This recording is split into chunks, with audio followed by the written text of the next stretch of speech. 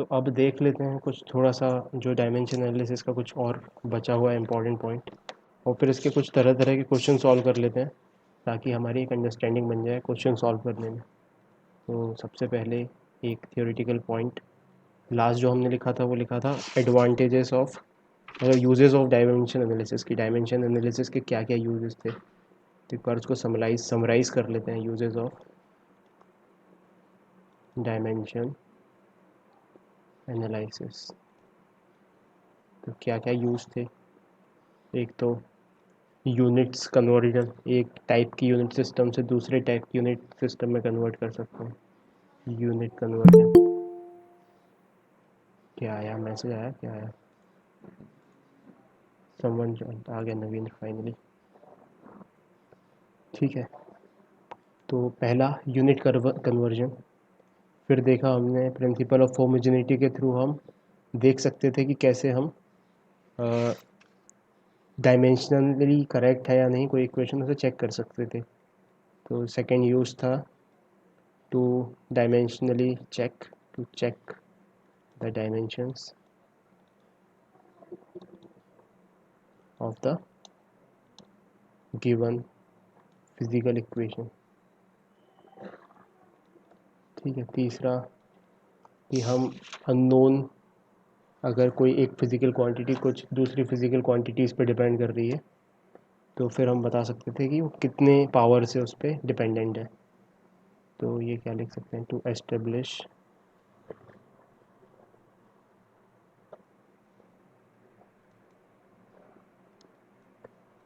The क्या हो रहा है, रुक जाएगा, to establish the relation among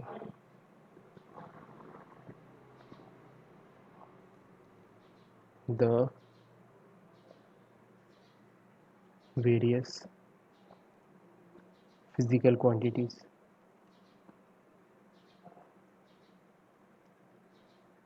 ठीक है, अब इसके कुछ लिमिटेशंस भी देखते हैं। तो लिखो लिमिटेशंस ऑफ डायमेंशन एनालिसिस।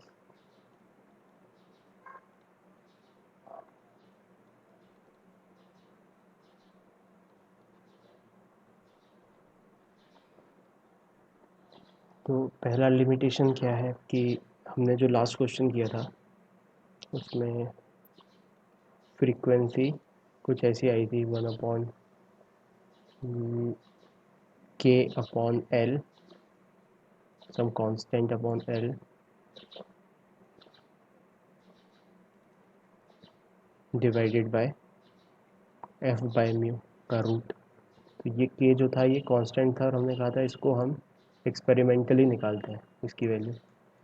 तो मतलब हम डायमेंशन एनालिसिस के थ्रू उस कांस्टेंट की वैल्यू नहीं बता पाए, है ना। तो पहला लिमिटेशन क्या है इसका, by this method the value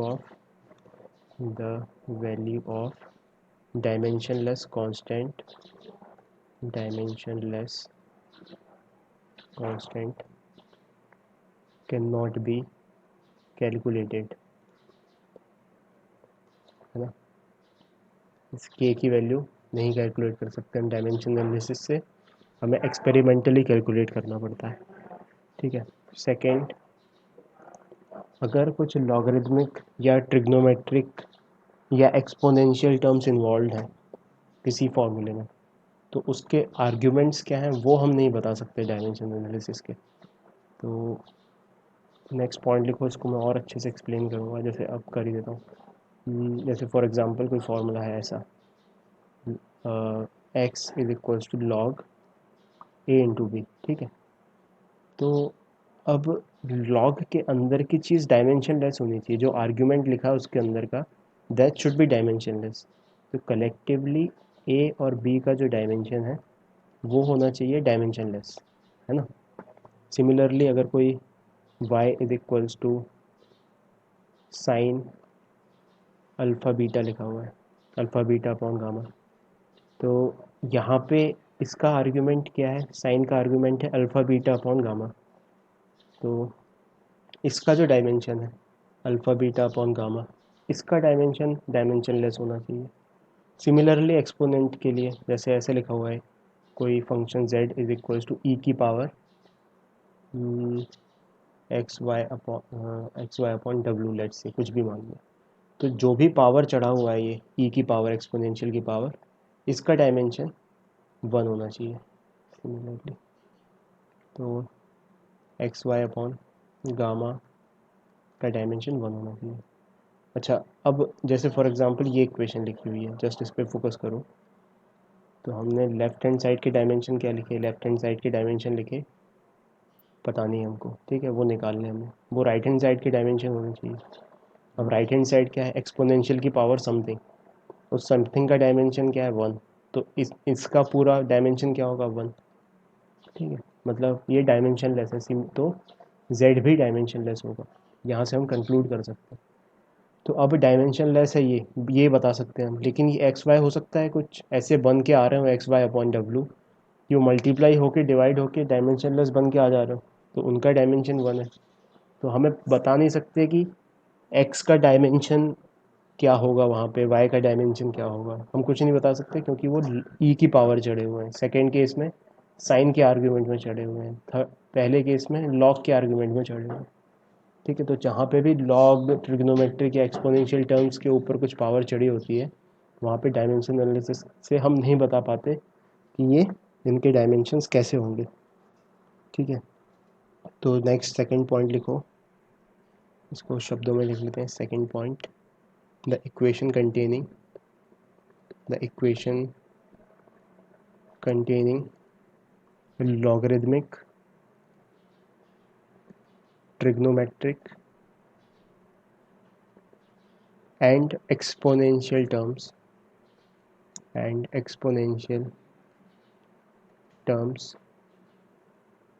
cannot be calculated। हाँ, अभी एक एग्जांपल करेंगे, एकदम क्लियर हो, बहुत इजी चीज़ है ये, भले ही अभी इतनी अंडरस्टैंडिंग से समझ में नहीं आ रही है, एक एग्जांपल करेंगे तो भी समझ में आएगा। बस इतना समझ जाओ कि अगर फॉर्मूले में लॉग आ गया, या ट्रिग्नोमेट्रिक कुछ साइन थीटा कॉस थीटा आ गया, या एक्सपोनेंशियल टर्म आ गई, तो उसके डायमेंशन हम नहीं निकाल पाएंगे डायमेंशन एनालिसिस से, ठीक है। अच्छा, तीसरी चीज़, जैसे फॉर एग्जांपल अभी ग्रेविटेशनल फोर्स का फॉर्मूला कुछ ऐसा होता है,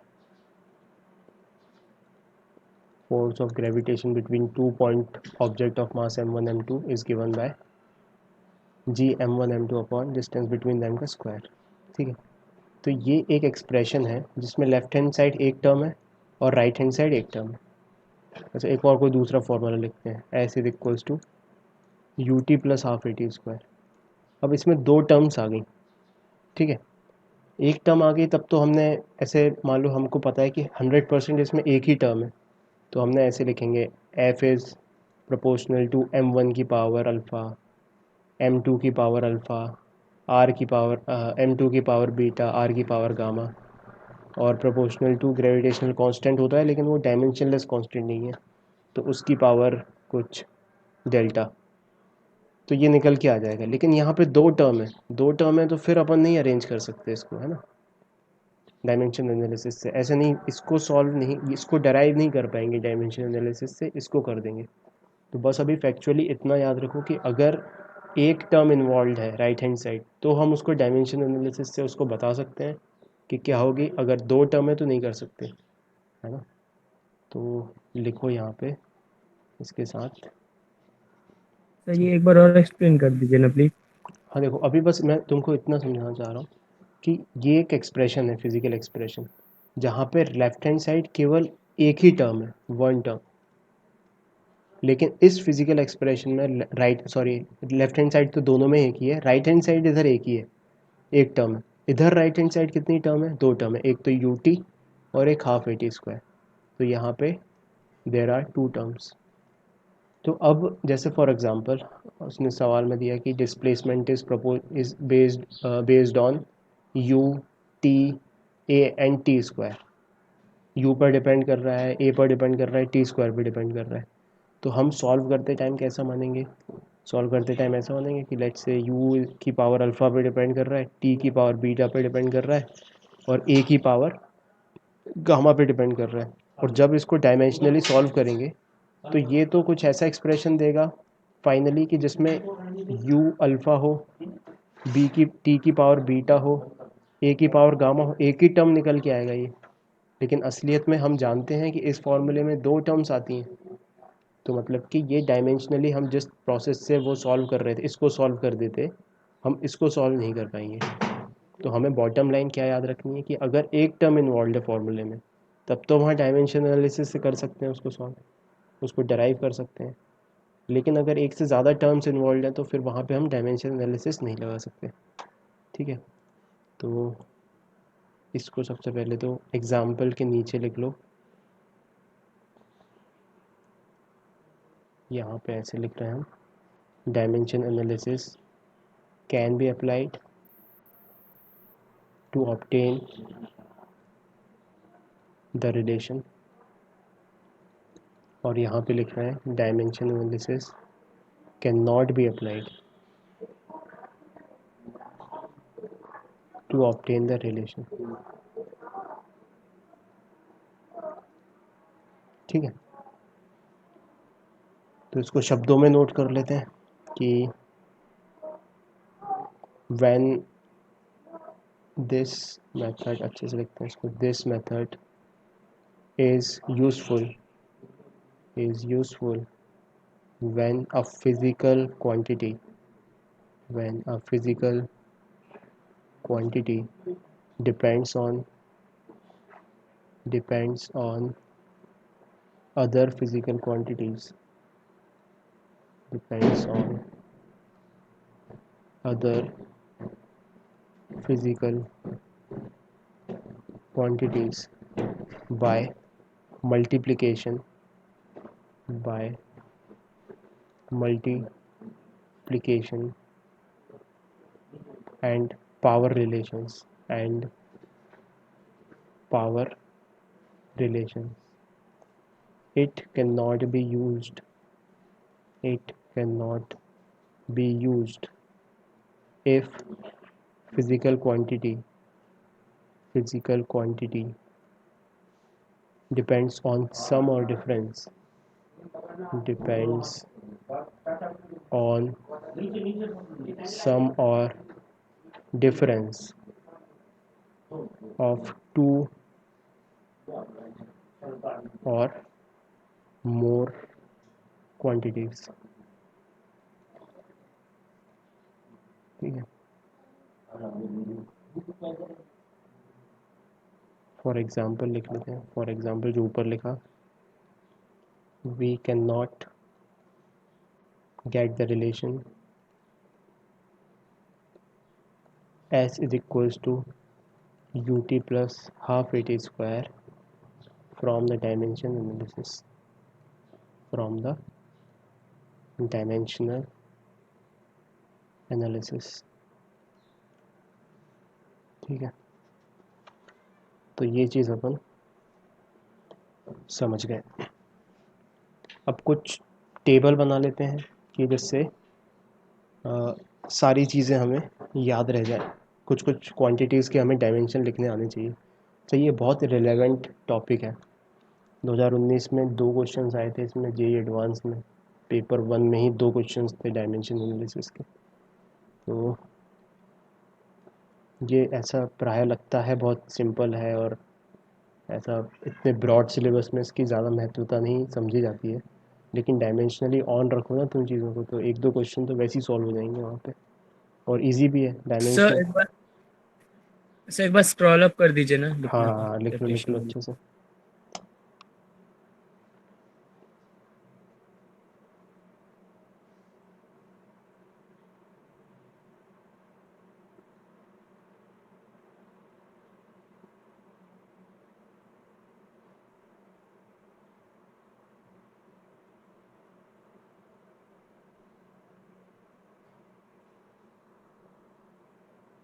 तो डायमेंशनल एनालिसिस के लिए हमें क्या एक्सप्रेशन पता होनी चाहिए, और बाय द टाइम जब हम पूरी फिज़िक्स पढ़ चुके होंगे तो सारे फार्मूलेज हमें पता होंगे। तो अभी के लिए जो भी क्वेश्चंस करेंगे उसमें तुम्हें फार्मूला नहीं पता होगा, तो मैं तुम्हें फार्मूला आगे से बता दूंगा ताकि सॉल्व करने में आसानी हो, है ना। और उस बहाने हम ठीक है। फार्मूलेज के भी गॉन थ्रू हो जाएंगे और उनको देख लेंगे एक बार। तो कुछ इम्पोर्टेंट नोट्स लिखते हैं अपन।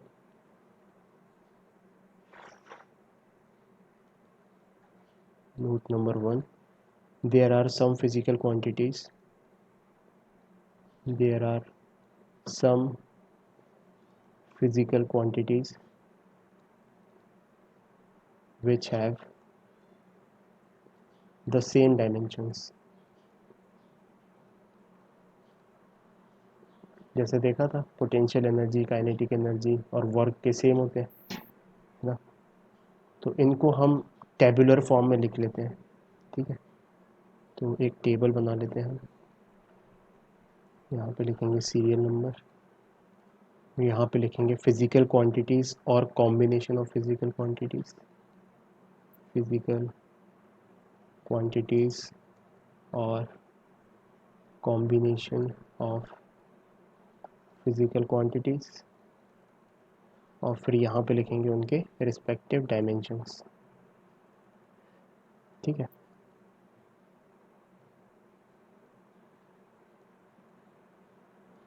तो टेबल बना लो। सबसे पहले एंगल, एंगल हमको पता है कि क्या होता है, 2D एंगल की बात चल रही है तो उसकी यूनिट होती है रेडियन, है ना। रेडियन के डायमेंशन क्या होते हैं, डायमेंशनलेस। एंगल के अलावा एक फिजिकल क्वांटिटी होती है स्ट्रेन, ठीक है। स्ट्रेन को जनरली कैसे डिफाइन करते हैं अपन, स्ट्रेन एक वर्ड है जो इस तरीके से डिफाइन होता है, change in dimension upon original dimension.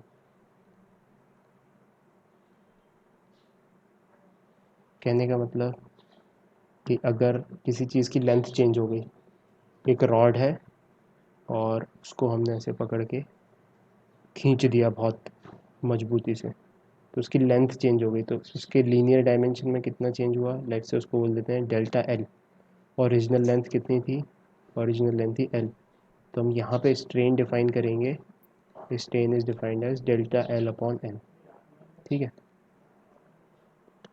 वो चेंज इन डायमेंशन, जैसे यहाँ पे लीनियर डायमेंशन चेंज हुआ, एरिया भी चेंज हो सकता है या एंगल भी चेंज हो सकता है या वॉल्यूम भी चेंज हो सकती है। जैसे फॉर एग्जांपल ये एक एग्जांपल, दूसरा एग्जांपल, एक हमारे पास बहुत बड़ा कुछ ऑब्जेक्ट है और कुछ ऐसे फिज़िकल चेंजेस हो गए, टेम्परेचर बढ़ गया, कुछ हो गया, उसका वॉल्यूम बढ़ गया, ठीक है। तो अब इसमें स्ट्रेन कैसे डिफाइन होगा, स्ट्रेन डिफाइन होगा इस पर्टिकुलर केस के लिए कि जितना वॉल्यूम में चेंज आया है अपॉन ओरिजिनल वॉल्यूम कितना था, तो इसको लिख देंगे change in volume upon original volume. तो यहाँ स्ट्रेन हम कलेक्टिवली या तो लीनियर डायमेंशन को चेंज करने के लिए यूज़ करते हैं या तो ओरिजिनल डायमेंशन को चेंज करने के लिए यूज़ करते हैं, in any way, in any way. जैसे फॉर एग्जांपल यहाँ पे फोकस करो, डेल्टा एल अपॉन एल, यहाँ पे क्या लिखा है, डेल्टा एल मतलब कि चेंज इन लेंथ, उसकी यूनिट क्या होगी, मीटर, ऐसा यूनिट। इनिशियल लेंथ की यूनिट क्या होगी, वो भी मीटर, तो मीटर बाय मीटर कट जाएगा, तो उसकी यूनिट क्या बचेगी, नो, नथिंग, कोई यूनिट नहीं बचेगी और डायमेंशन लेस हो जाएगा। सिमिलरली अगर वॉल्यूमेट्रिक स्ट्रेन है तो चेंज इन वॉल्यूम का यूनिट क्या होगा, मीटर क्यूब, वॉल्यूम का यूनिट क्या होगा, मीटर क्यूब, ये भी कट जाएगा, तो इसका कितना बचेगा, डायमेंशन लेस, है ना। तो स्ट्रेन ये होता है, बस अभी बस इतना काफ़ी है समझने के लिए। एक सर और, एक बार और समझा। अब अभी बस नहीं समझ में आया तो इतना याद रखो, स्ट्रेन का डायमेंशनलेस कुछ भी नहीं होता है, नथिंग। स्ट्रेन की डेफिनेशन क्या होती है, change in dimension upon original dimension. Change in dimension क्या होता है कि डायमेंशन में कितना बदलाव आया, जैसे लेंथ में कितना बदलाव आ गया डिवाइडेड बाय ओरिजिनल डायमेंशन की शुरुआत में कितना था।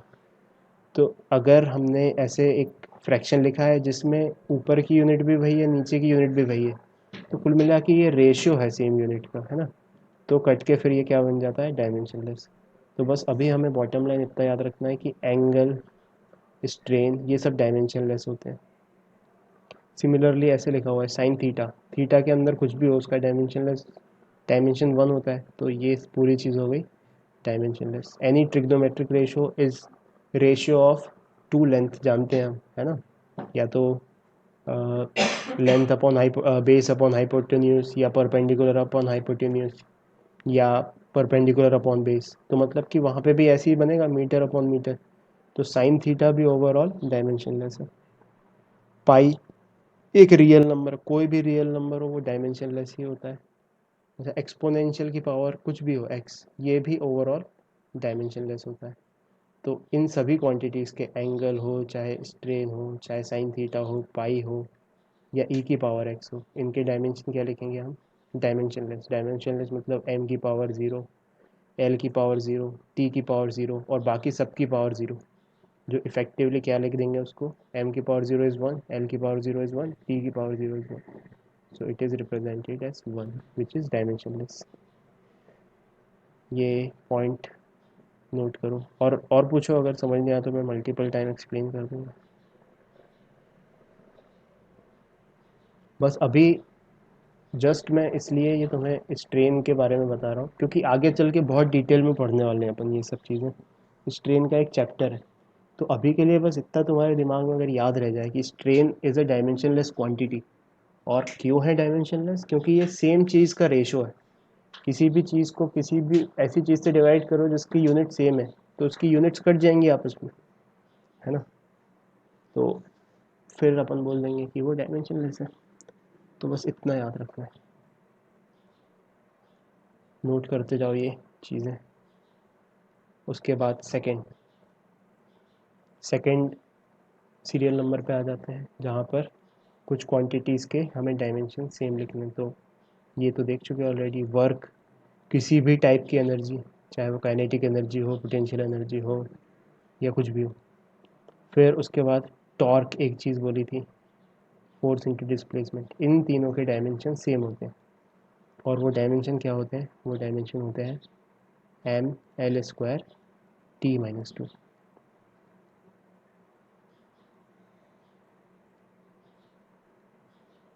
तीसरे पे आ जाओ।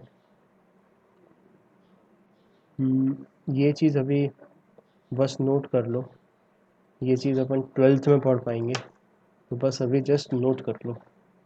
बस मैं बता दूंगा इन सिंबल्स का मतलब क्या होता है। तो टाइम के डायमेंशन एल बाय आर के डायमेंशन, आर सी के डायमेंशन और अंडर रूट एल सी के डायमेंशन सेम होते हैं, जो कि टाइम के डायमेंशन के बराबर होते हैं।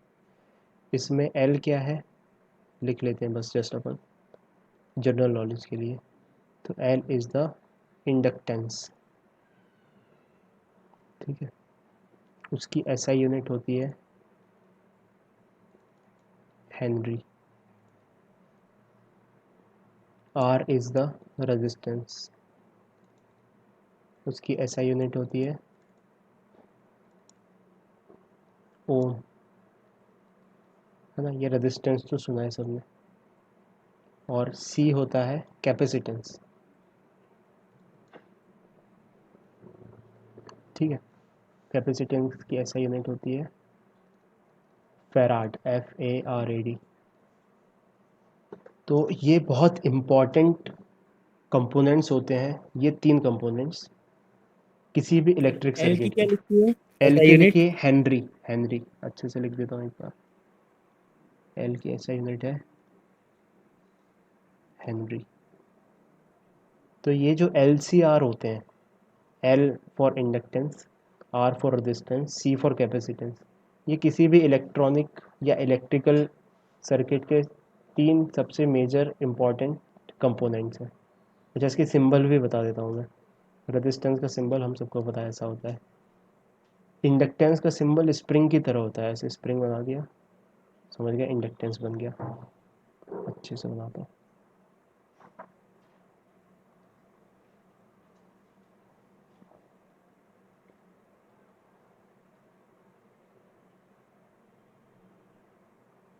और कैपेसिटेंस का सिंबल होता है ऐसे दो प्लेट्स लगाई हैं पैरेलल और ऐसे जोड़ दिया सर्किट में, ये कैपेसिटेंस का सिंबल होता है। और एक इम्पॉर्टेंट पॉइंट लिख सकते हैं बस यहाँ पे कि L C and R are three important components of any electric circuit। और मनपसंद सब्जी का आनंद ले तो याद रहेगा ना, आपको सब्जी लेनी है, सूखी नहीं, अगर ठीक है। और संक्रमण से खुद और परिवार को सुरक्षित रखें। इसके डायमेंशन क्या है? टाइम के डायमेंशन है इसके। तो m0 l0 t की पावर 1, ये याद रखना है। सही। नोट कर लो अच्छे से।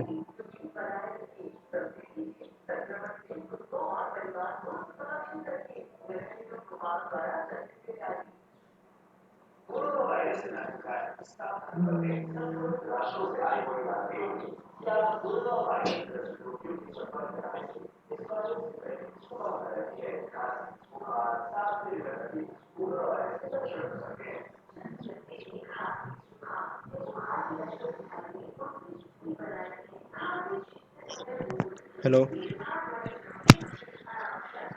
जी बोलो।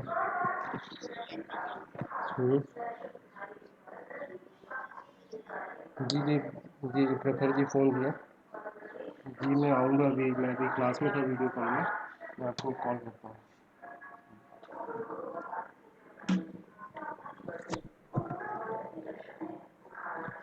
हाँ देखो, फोर्थ फोर्थ पे आ जाते हैं। फोर्थ में क्या लिखा हुआ है कि एक टर्म सुनी होगी तुमने, फ्रीक्वेंसी। फ्रीक्वेंसी सबने सुना है, frequency is defined as 1 time period. तो इसका डायमेंशन टाइम पीरियड के डायमेंशन का उल्टा होता है, मतलब कि टी की पावर -1। ठीक है, टी की पावर -1। तो फ्रीक्वेंसी हो गया, एंगुलर फ्रीक्वेंसी हो गया। फ्रीक्वेंसी को हम जनरली डिनोट करते हैं सिंबल न्यू से, एंगुलर फ्रीक्वेंसी को डिनोट करते हैं सिंबल ओमेगा से। ठीक है, तो जो ऊपर लिखा था हमने, ऊपर टाइम के डायमेंशन लिखे थे, यहाँ पे टाइम के डायमेंशन के इन्वर्स लिखने वाले हैं। मतलब यहाँ पे क्या आने वाला है, m0 l0 t-1।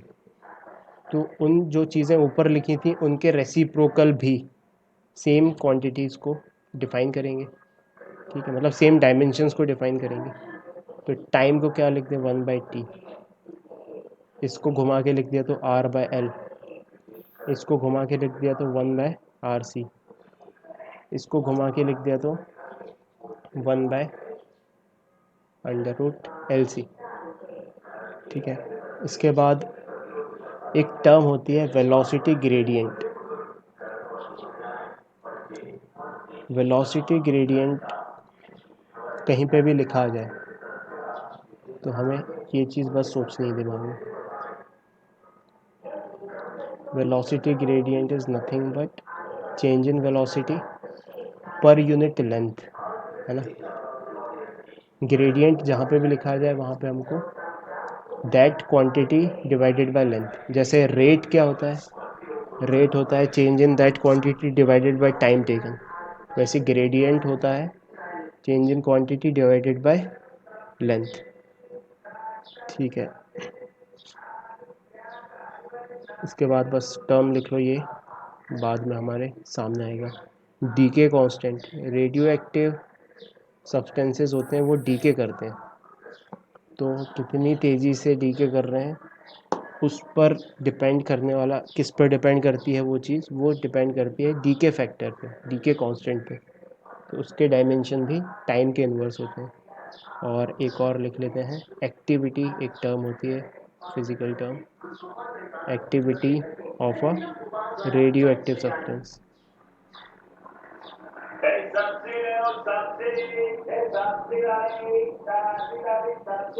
ठीक है, तो एक्टिविटी जो भी है सब्सटेंस की वो भी डिपेंड करती है, उसका डायमेंशन भी टी की पावर -1 होता है। ठीक है, तो ये बस। सर हाँ अक्षत। सर डायमेंशन में अगर सिर्फ अपन टी की पावर -1 लिखे तो चलता है ना?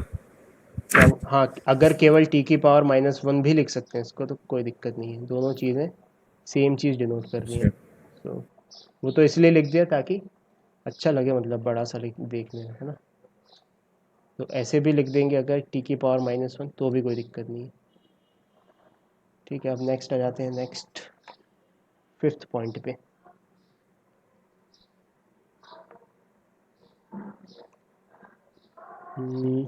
प्रेशर,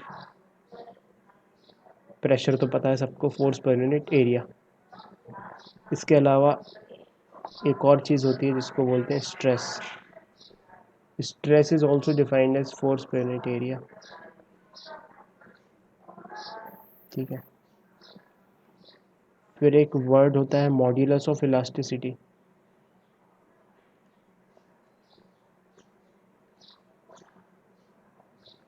मतलब एक फैक्टर है जिससे पता चलता है कि कौन सा सब्सटेंस कितना रीगेन कर सकता है अपने शेप को। तो मॉड्यूलस ऑफ रिजिडिटी 3 टाइप के होते हैं। एक यंग्स मॉड्यूलस, ये बिल्कुल समझ में नहीं आएगा अभी, तो बिल्कुल मैं समझाना भी नहीं चाहता हूँ, मैं जस्ट वर्ड्स तुम्हारे सामने रख रहा हूँ ताकि तुम बस नाम सुन लो इसका कि हाँ ये कभी सुना था। एक होता है शेयर मॉड्यूलस और एक होता है बल्क मॉड्यूलस।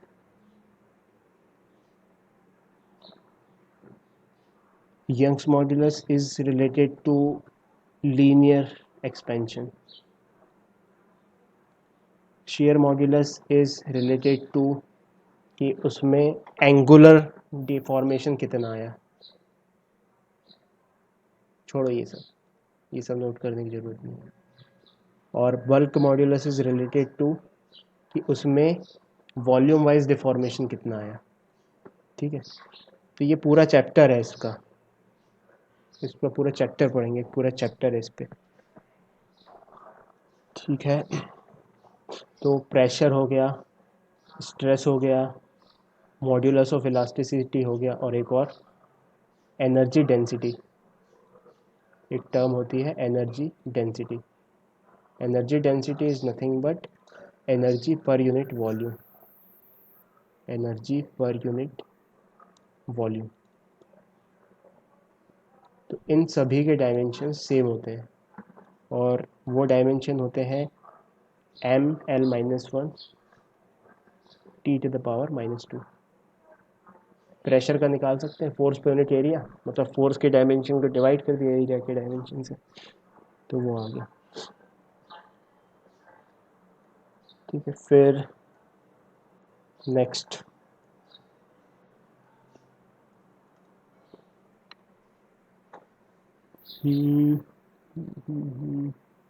एक वर्ड होता है एंगुलर इम्पल्स।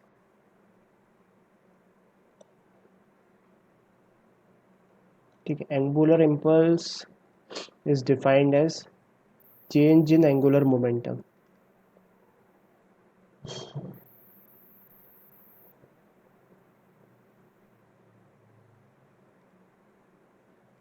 जैसे अभी हम लीनियर मोमेंटम पढ़ते हैं ना, m/v, ऐसे ही कुछ एंगुलर मोमेंटम भी होता है। लीनियर मोमेंटम क्या बोलता है? लीनियर मोमेंटम बोलता है कि अगर हमने किसी ऑब्जेक्ट को ऐसे सीधे फेंक के मार दिया किसी ऑब्जेक्ट में, तो कुछ चीज़ ट्रांसफ़र होती है, उस पर फोर्स लगता है सीधे डायरेक्शन में, लीनियर डायरेक्शन में, उसको बोलते हैं अपन लीनियर इम्पल्स। लेकिन ये लीनियर नहीं, एंगुलर इम्पल्स है। एंगुलर इम्पल्स मतलब कि हमने किसी को एंगल पे मारा है, तो फिर कुछ अलग इम्पैक्ट होगा उसके चीज़ों में, उसका एंगुलर मोमेंटम डिफाइन होता है जब वो गोल घूमता है तो। ठीक है, तो एंगुलर इम्पल्स हो गया, एंगुलर मोमेंटम हो गया, और एक वर्ड होता है प्लैंक्स कांस्टेंट। तो अभी तुम जो स्ट्रक्चर ऑफ एटम पढ़ रहे हो केमिस्ट्री में, उसमें तुमने ये वर्ड सुना होगा, या अभी शायद वहाँ तक नहीं पहुँचे होगे। आशा सुन, पढ़ लिया। पढ़ ले, फिर लिख लेते हैं प्लैंक्स कांस्टेंट।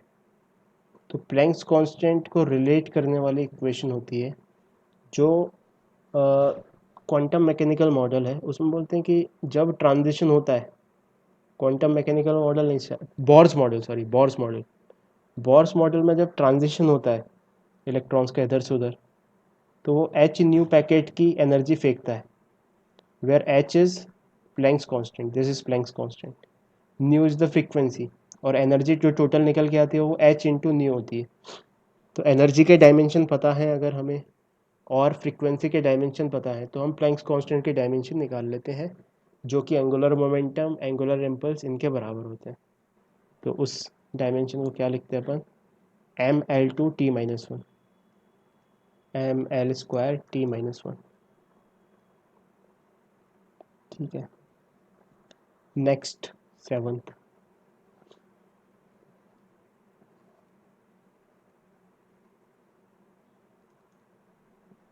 सेवंथ में लीनियर मोमेंटम।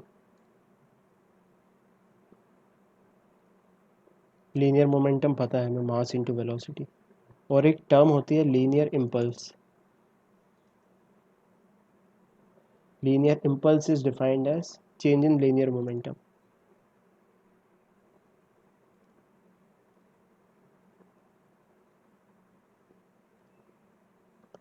ठीक है, जैसे एंगुलर इम्पल्स को कैसे डिफाइन किया था, चेंज इन एंगुलर मोमेंटम, वैसे linear impulse is change in linear momentum.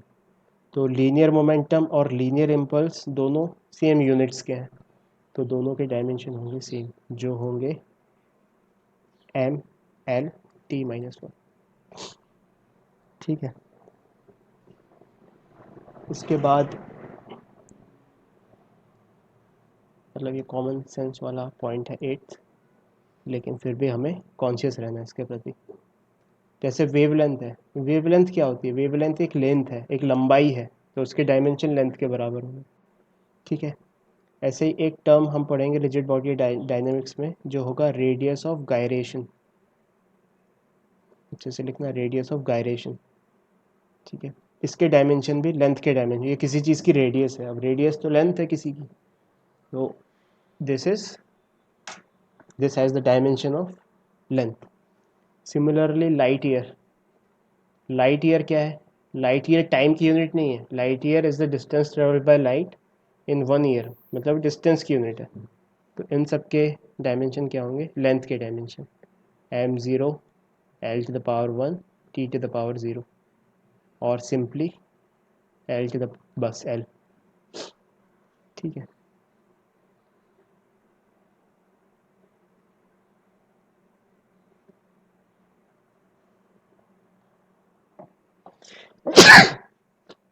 Sorry. फिर नाइन्थ, एक चीज़ पढ़ी थी हमने, 1/μ0 एप्सिलॉन नॉट का रूट c होता है। ठीक है, c क्या होता है, speed of light in vacuum. c is speed of light in vacuum. तो इसके डायमेंशन, स्पीड ऑफ लाइट के डायमेंशन, वेलोसिटी के डायमेंशन,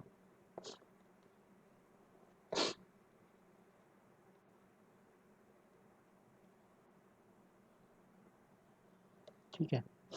और एक टर्म होता है gm/r का अंडर रूट, जहाँ पर g क्या है, g है रेडियस ऑफ, r है रेडियस ऑफ अर्थ, g है ग्रेविटेशनल कांस्टेंट, और m है मास ऑफ अर्थ।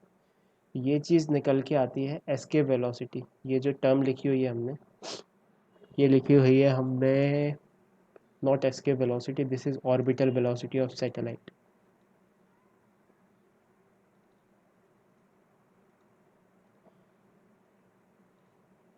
कुल मिला के स्पीड है ये किसी चीज़ की, तो इसके डायमेंशन भी वेलोसिटी के डायमेंशन होते हैं। और E/B, where E is electric field, यहाँ पे लिखना पड़ेगा, E इज इलेक्ट्रिक फील्ड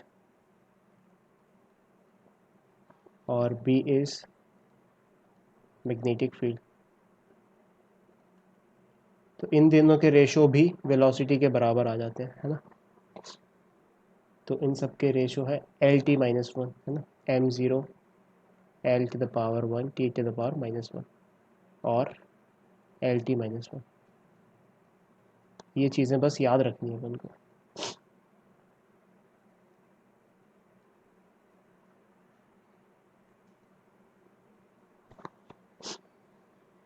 ठीक है, सर ये m मतलब मीटर होता है ना? m मतलब मास होता है, तो m है ना, और l मतलब लेंथ होता है। m के करस्पॉन्डिंग अच्छे से क्लियर कर लो इसको। एम कर एक के करस्पॉन्डिंग जो यूनिट होती है वो केजी होती है, एल के करस्पॉन्डिंग जो यूनिट होती है वो मीटर होती है, टी के करस्पॉन्डिंग जो यूनिट होती है वो सेकेंड होती है ना। और क्या बचा, करंट आई के करस्पॉन्डिंग जो यूनिट होती है वो एम्पियर होती है। तो ये डायमेंशंस हैं, दीज आर डायमेंशंस, और ये उसके करस्पॉन्डिंग एसआई यूनिट्स हैं। ठीक है, तो कभी कभी हमें इससे कन्फ्यूजन हो जाता है, कहीं पे एम लिखा हुआ है तो हम उसको मीटर पढ़ लेते हैं। It's not metre, it's mean, ये है मीटर, लेंथ के करस्पॉन्डिंग यूनिट मीटर है, मास के करस्पॉन्डिंग तो यूनिट टाइम केजी है। ठीक है, तो ये क्लियर करना, बाइफरकेट करना है ये अपन को।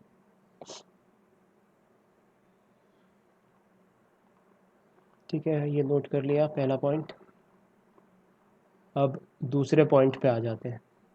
Let's move to some general, कुछ चीज़ें लिख लेते हैं जो हमें हमारा दिमाग ख़राब नहीं करेंगी अगर कभी हमारे सामने आ गई तो बस। और उनका ना तो एग्जामिनेशन पॉइंट ऑफ व्यू से इतना इम्पोर्टेंस है और ना ही general knowledge point of view से, लेकिन फिर भी हम just general knowledge point of view से लिख लेते हैं। तो एक वर्ड होता है astronomical unit,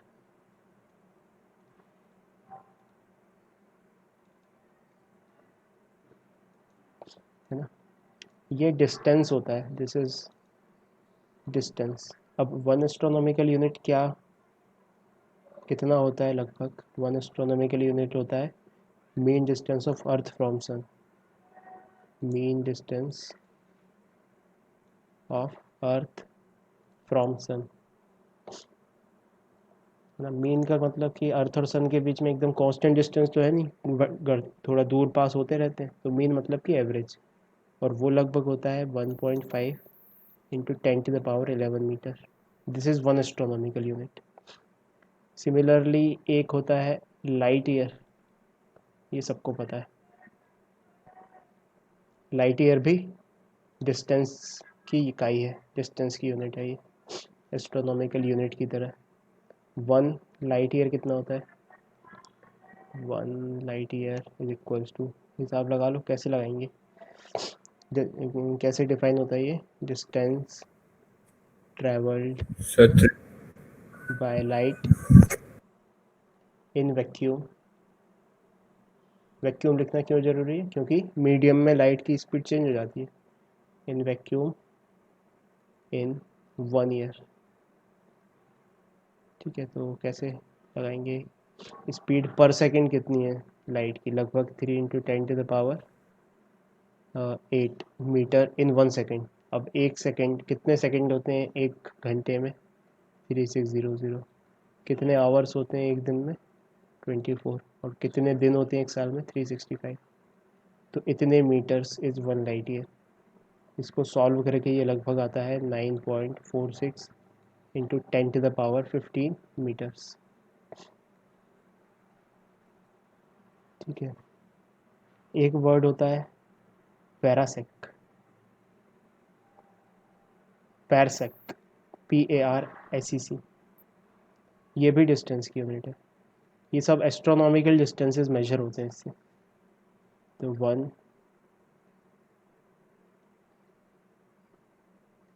पैरसेक is equals to 3.07 into 10⁻16 metre, जो करीब करीब होता है 3.26 लाइट ईयर्स के।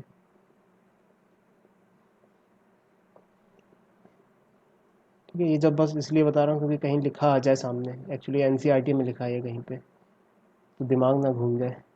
एक होता है, एक एक्सरे यूनिट होता है। एक्सरे यूनिट, जैसे ये सब ऊपर जो पढ़ी ये एस्ट्रोनॉमिकल यूनिट्स थी डिस्टेंस की, ये बहुत छोटी डिस्टेंस को रिप्रेजेंट करता है। तो ये भी डिस्टेंस की यूनिट है। One X-ray unit is equals 10⁻³ metres. ठीक है, तो ये तो सब हो गई इसकी यूनिट, डिस्टेंस की यूनिट। अब आ जाते हैं अपन एक नई यूनिट दूसरा बोलते हैं shake. Shake is a unit of time and फटाफट लिख लेते हैं. 1 shake is equals to 10 to the power -8 seconds. एक यूनिट होती है bar. Bar is a unit of pressure. 1 bar is equals to 10 to the power 5 Pascal. एक unit होती है टॉर. ये भी प्रेशर की यूनिट होती है. 1 torr is equals to 1 millimetre of H G. तुमने टॉरिसली बैरोमीटर के बारे में सुना होगा. ये टॉर उसका ही शॉर्ट फॉर्म है. Torr is acronym of Torricelli. ठीक है. ये लगभग कितना होता है? ये लगभग होता है 1 मिलीमीटर ऑफ एच जी या 133.3 पास्कल. नेक्स्ट 1 बार्न BARN ना, ये एरिया की यूनिट होती है.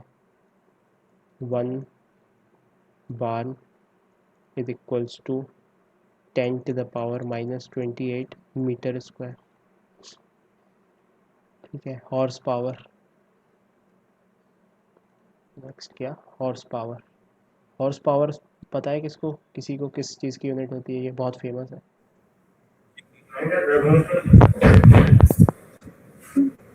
एनर्जी की होती है. किस चीज़ की होती है? Sir energy. एनर्जी पर यूनिट टाइम पावर की होती है ना. तो हॉर्स पावर पावर की यूनिट होती है. बोलते हैं डोमेस्टिक यूनिट पावर होती है एक्चुअली. तो वही ये हॉर्स पावर है. तो मैकेनिकल इंजीनियरिंग में जो लोग रुचि रखते हैं उनको पता होना चाहिए 1 horse power is equals to 746 वाट.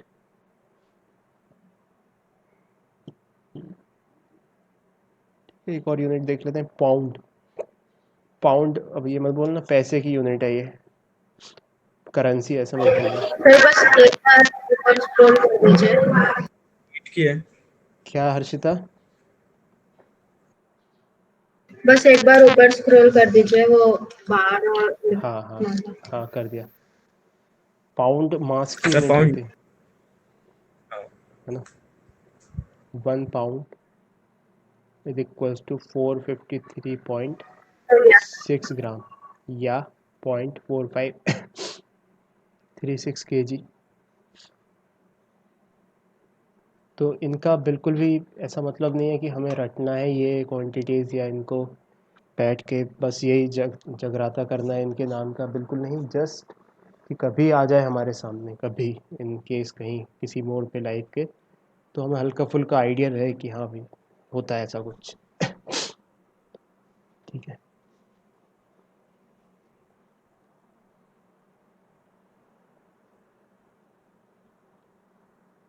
ठीक है. अब हम क्वेश्चन सॉल्व करते हैं ताकि हमें एक कॉन्फिडेंस बिल्ड हो चीज़ों को सॉल्व करने के लिए. तो पहला सवाल.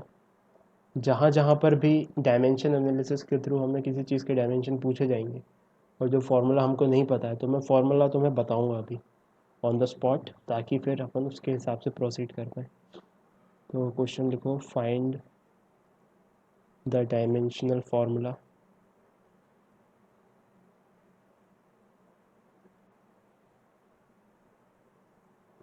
of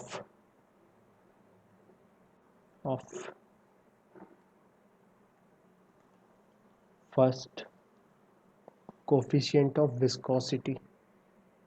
coefficient of viscosity इसको ईटा से रिप्रेजेंट करते हैं. ये एक मैंने सिंबल बनाया एन जैसा. इसमें इसकी पूंछ को ऐसे ज़्यादा लंबा बंदर की पूंछ की तरह खींच दिया, तो ये ईटा कहलाता है. ठीक है. और इन्वॉल्व फार्मूला जो है वो फार्मूला इन्वॉल्व है force is equals to minus eta into area into velocity gradient delta V by delta L. ये फार्मूला का यूज़ कर सकते हैं इसको सॉल्व करने के लिए. तो किया, सॉल्व किया. ईटा के डायमेंशन चाहिए. ईटा के डायमेंशन अगर चाहिए तो इसके डायमेंशन लिख देते हैं अपन। फोर्स का डायमेंशन हमको पता है, फोर्स का डायमेंशन क्या होता है, केजी मीटर पर सेकंड स्क्वायर। यूनिट के हिसाब से डायमेंशन कन्वर्ट कर लेते हैं, इसकी यूनिट लिख लेते हैं। तो सबसे पहले तो ऐसे लिखो, ऐसे देखो पूरा फॉर्मूला लिख लो यहाँ पे, eta A delta V by delta N. अब इन सब की यूनिट्स लिख लेंगे हम और फिर फटाफट डायमेंशन लिख देंगे। तो एफ़ की यूनिट्स लिख लो सबसे पहले, ये यूनिट्स लिख रहे हैं अपन, ऐसा यूनिट्स।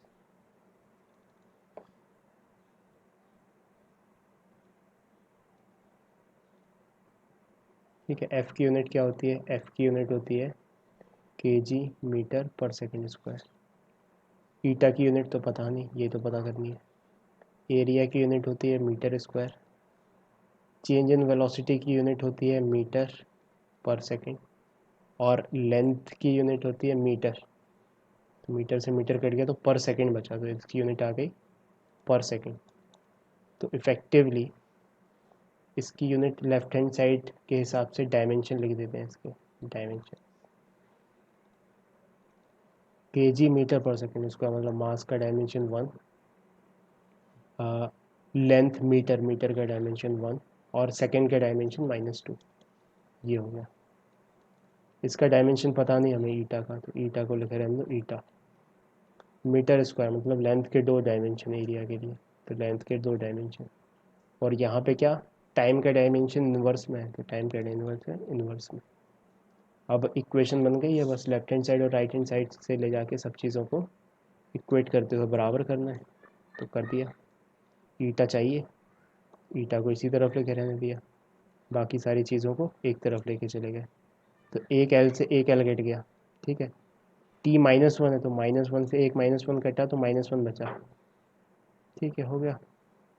एक ये पूरा कट गया, एल इधर आएगा तो क्या बचेगा -1, ये हो गया एम, एल की पावर -1 टी की पावर -1, ये आंसर हो गया।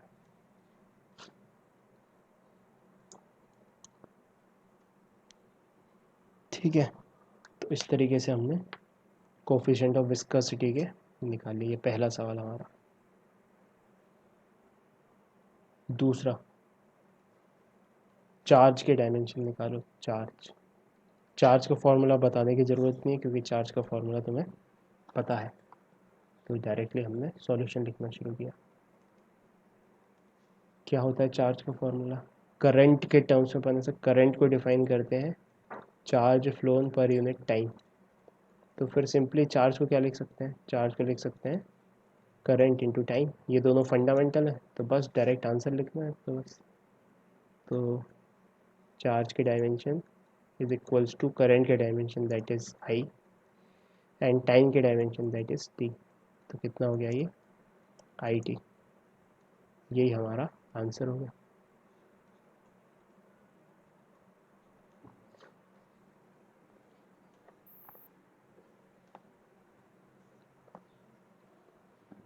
यहाँ पे कैपिटल क्यू लिया है तो इधर भी कैपिटल क्यू लिखना चाहिए था।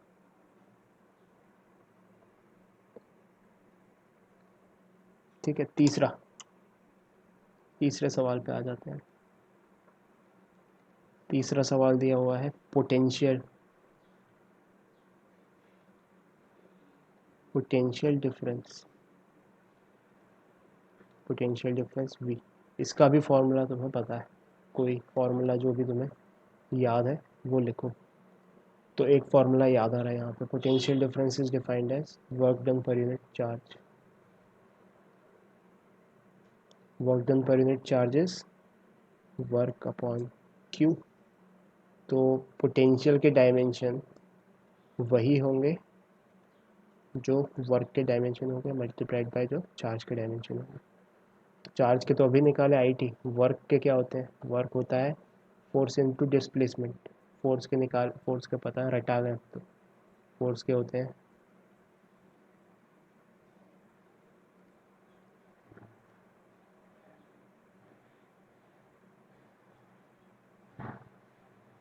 तो यहाँ लिखा वर्क को क्या लिख सकते हैं, फोर्स के डायमेंशन मल्टीप्लाइड बाय डिस्प्लेसमेंट के डायरेक्शन। चार्ज के तो लिख ही देंगे हम आई टी, ठीक है।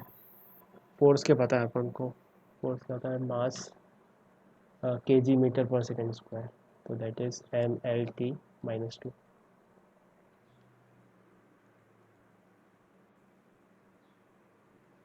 और डिस्प्लेसमेंट के L और ये IT, बस बन गया। तो इसको किया, M का डायमेंशन 1, L का डायमेंशन 1 यहाँ से और 1 यहाँ से, तो 2। T का सॉरी T का डायमेंशन 2 यहाँ से, -2 यहाँ से और 1 यहाँ से, तो -1 बचा। तो T की पावर -1, ये हो गया अपना आंसर। ये पोटेंशियल डिफरेंस के डायमेंशन। अब उसका 3 हो गए, अब एक और करते हैं, फोर्थ। नोट करते जाओ तेजी से। अब एक नई चीज़ आई है, कैपेसिटेंस। कैपेसिटेंस को सिंबल C से डिनोट करते हैं। अब इसका फॉर्मूला तुम्हें नहीं पता, लेकिन मैं बताता हूँ। कैपेसिटेंस का एक फॉर्मूला होता है, Q is equals to CV, where Q is charge,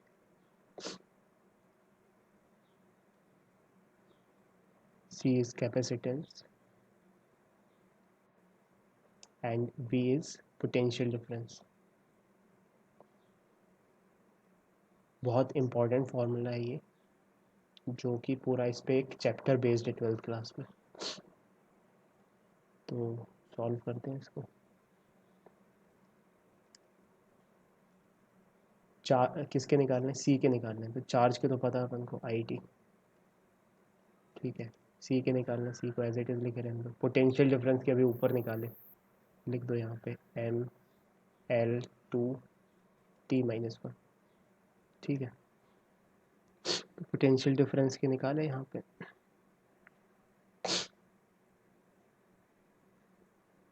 potential difference में कुछ गड़बड़ कर दी, एक आई भी आना चाहिए, एक आई भी आना चाहिए। रुक जाओ, आई को तो भूल गए थे यहाँ पे, तो यहाँ पे एक आई भी चिपका दो। हाँ अक्षत, क्या बोल रहे हो?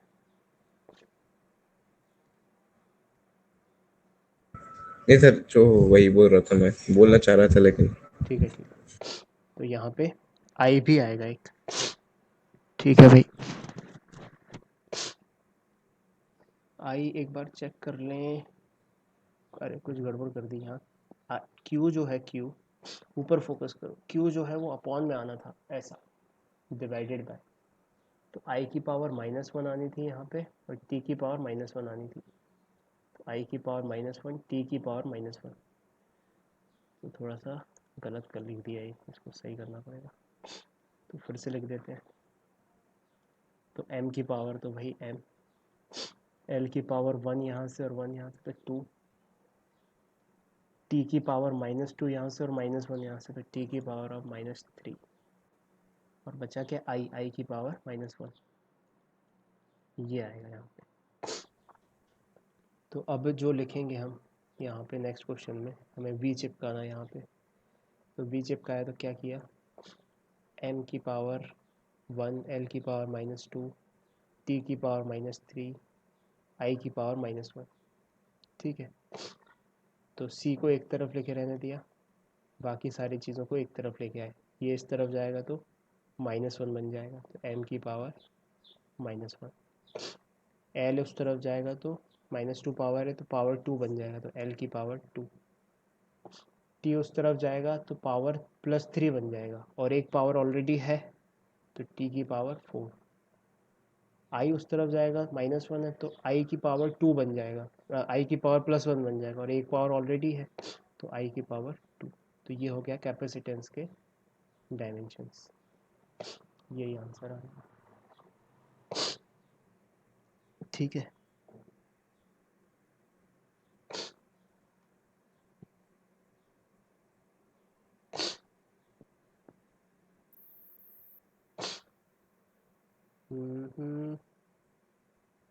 अरे ये गड़बड़, फिर से गड़बड़। एल की पावर यहाँ पे 1 और 1 2 आएगा, माइनस लिख डाला, +2 आएगा यहाँ पे।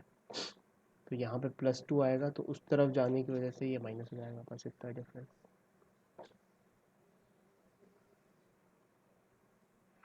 तो करेक्ट कर लो इसको।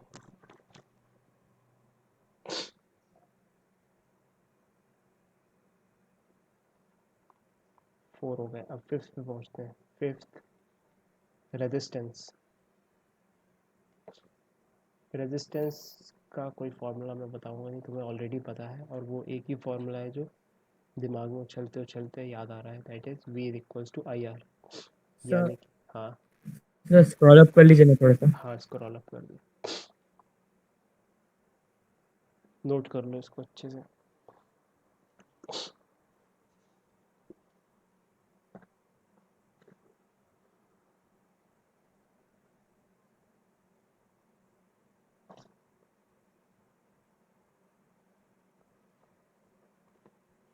हो गया सर। हाँ, नेक्स्ट पहुंच गया हम अपन रेजिस्टेंस पे। तो रेजिस्टेंस का एक ही फार्मूला याद है हमें, और भी याद हो सकते हैं, लेकिन एक सबसे इजीली याद वाला फार्मूला है हमारे पास, V इक्वल्स टू IR। तो यहाँ से R को क्या लिख दिया, R को लिख दिया V अपॉन I। अब I तो फंडामेंटल है, और V के डायमेंशन ऊपर निकाल चुके हैं, तो R के डायमेंशन होंगे V के डायमेंशन डिवाइडेड बाय I का डायमेंशन, तो I ही होता है। V के डायमेंशन यहाँ से उधार ले लिए, सेकेंड वाले क्वेश्चन को सॉल्व किया था वहाँ से, ml² t⁻³ I की पावर -1, ml² t⁻³ I की पावर -1। ठीक है, ठीक है, और डिवाइडेड बाय I। तो बस I यहाँ पे एक अपॉन में है तो -2 हो जाएगा, तो final answer is ml² t⁻³ I की पावर -1। ये आंसर होगा रेजिस्टेंस के डायमेंशन।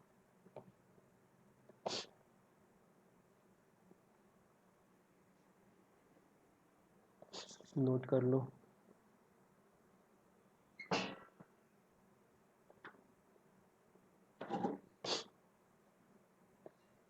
सर ऊपर स्क्रॉल कर दीजिए। हाँ सर आई की पावर -2 होगी ना? हाँ बिल्कुल, हाँ गलत लिख दिया, I की पावर -2, क्योंकि ये -1 है और एक और -1, तो -2। सही है, ऐसे जागते रहो और बताते रहो, नहीं तो कुछ गलत से गलत लिख लेंगे अपन।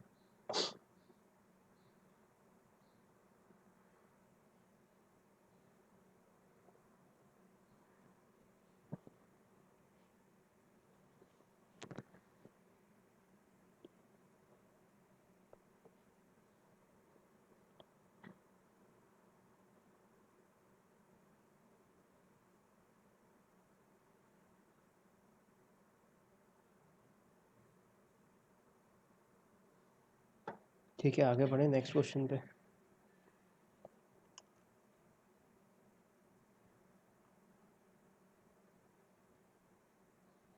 तो नेक्स्ट क्वेश्चन लिखते हैं, देखो next question, write the dimensions, write the dimensions of A and B, of A and B in the relation, in the relation, एक रिलेशन दिया हुआ है, क्या है relation, P is equals to B minus x² upon AT, where P is power, ठीक है, x is distance, x is distance and t is time, t is time. ठीक है, तो ये रिलेशन दिया हुआ है, सारी क्वांटिटीज़ बताई गई हैं कि कौन कौन सी हैं, और दो क्वांटिटीज़ अननोन है A और B, उसको हमें डायमेंशन बताना है। तो इस ऐसे सवालों को कैसे करना है, सिंपल, हमारे पास क्या, इसको थोड़ा सा रीअरेंज कर लेते हैं। तो रीअरेंज करके हम इस इक्वेशन को ऐसे लिख सकते हैं, PAT is equals to B minus x²। अब अगर प्रिंसिपल ऑफ होमोजेनिटी सही है तो इसमें तीन टर्म्स हैं, एक टर्म PAT, एक टर्म B और एक टर्म x², इन सभी के डायमेंशन सेम होने चाहिए। तो नेक्स्ट लिखेंगे by principle of homogeneity dimension of PAT is equals to dimension, English में लिखते मतलब कैपिटल लिख दिया, ये डायमेंशन ऑफ पी ए फिर पी स्मॉल ए और dimension of T is equals to dimension of B is equals to dimension of x square. ठीक है, तो सबसे पहले हमने इन दोनों को देखा, तो इन दोनों को जैसे ही देखा, एक्स के डायमेंशन, एक्स स्क्वायर के डायमेंशन, तो एक्स डिस्टेंस है तो एक्स स्क्वायर के डायमेंशन होंगे एल स्क्वायर। तो यहाँ से हमने तुरंत बोला कि बी के डायमेंशन तो है एल स्क्वायर, ये आंसर हो गया बी का। ठीक है, अब इन दोनों को इक्वेट कर लेते हैं। इन दोनों को इक्वेट किया, सबसे पहले पावर के डायमेंशन। पावर के डायमेंशन क्या होता है? Work done per unit time, मतलब L M L square T minus two, ये हुआ वर्क का। पर यूनिट टाइम, तो टाइम से डिवाइड किया तो ये हो गया पावर का। ठीक है, मल्टीप्लाइड बाय ए का डायमेंशन, और फिर टी का डायमेंशन क्या है? टी का डायमेंशन टी है, इज इक्वल्स टू, इनमें से किसी का भी लिख दो, एल स्क्वायर, ये होना चाहिए। तो यहाँ से ए के निकल के आ जाएंगे, तो ए के डायमेंशन क्या, डायरेक्ट लिख रहा हूँ अपने, एम उधर गया तो -1। ठीक है, एल स्क्वायर से एल स्क्वायर कट गया। टी यहाँ पे क्या है? टी -3 है और यहाँ पे 1 है, तो -2 इस तरफ हो जाएगा, दूसरी तरफ पहुँचेगा तो टी स्क्वायर हो जाएगा। तो ये ए का आंसर, ये बी का आंसर, ये आंसर होगा।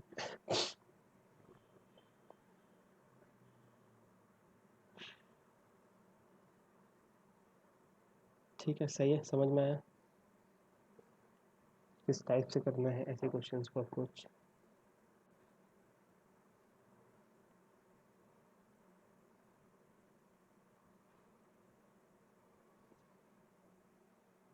Next question,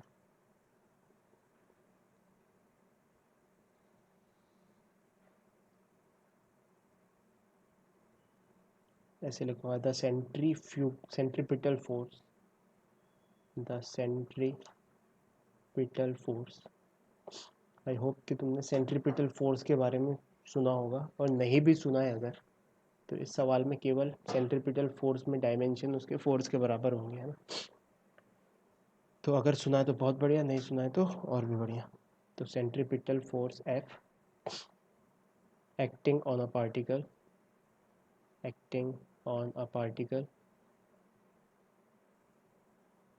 moving uniformly in, moving uniformly in a circle, in a circle may depend upon mass, velocity v and radius r of the circle. Derive the formula for F. Derive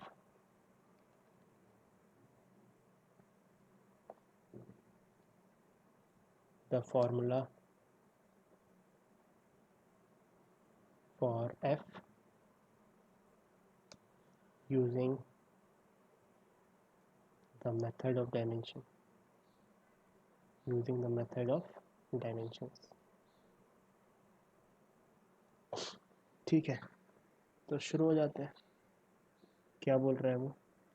centripetal force किन चीज़ों पर depend कर रहा है? एक तो मास पे, एक वेलोसिटी पे और एक रेडियस पे।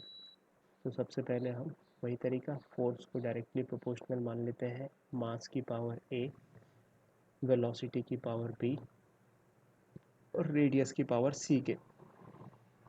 तो जो फॉर्मूला है वो कुछ ऐसा हो जाएगा, F is equals to, proportionality हटाएंगे तो प्रोपोर्शनैलिटी कांस्टेंट, m की पावर a, v की पावर b, रेडियस की power c, where k is a dimensionless constant,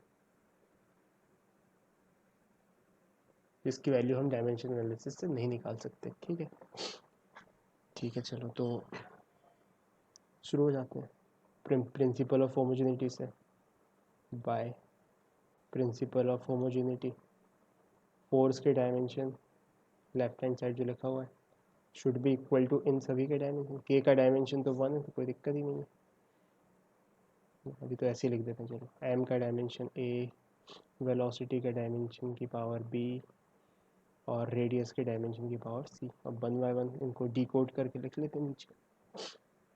तो इसका क्या लिखा, इसका लिखा एम एल टी -2, के का डायमेंशन 1, डायमेंशन लेस है क्योंकि, मास का डायमेंशन m, उसकी पावर क्या चढ़ाना है a, वेलोसिटी होता है लेंथ पर यूनिट टाइम lt -1, उसकी पावर क्या चढ़ाना है b, रेडियस का डायमेंशन होता है लंबाई है, मतलब कि लेंथ की power c, radius is nothing but a लंबाई, तो इसलिए लेंथ की पावर होगी c।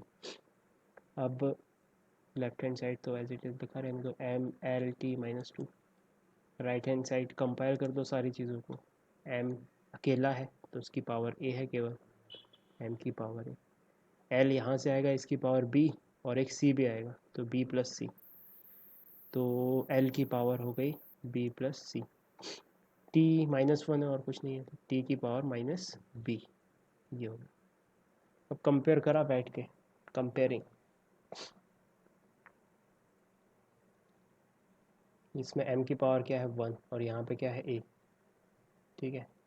m की पावर 0 नहीं है वहाँ पे, है ना, m की पावर 0 होता तो 1 हो जाता, m की पावर 1 है, यहाँ से दिख गया a = 1।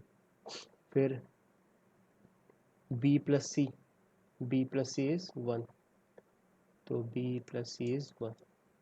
तीसरा -b इज़ -2, -b इज़ -2, तो यहाँ से क्या मिला b = 2।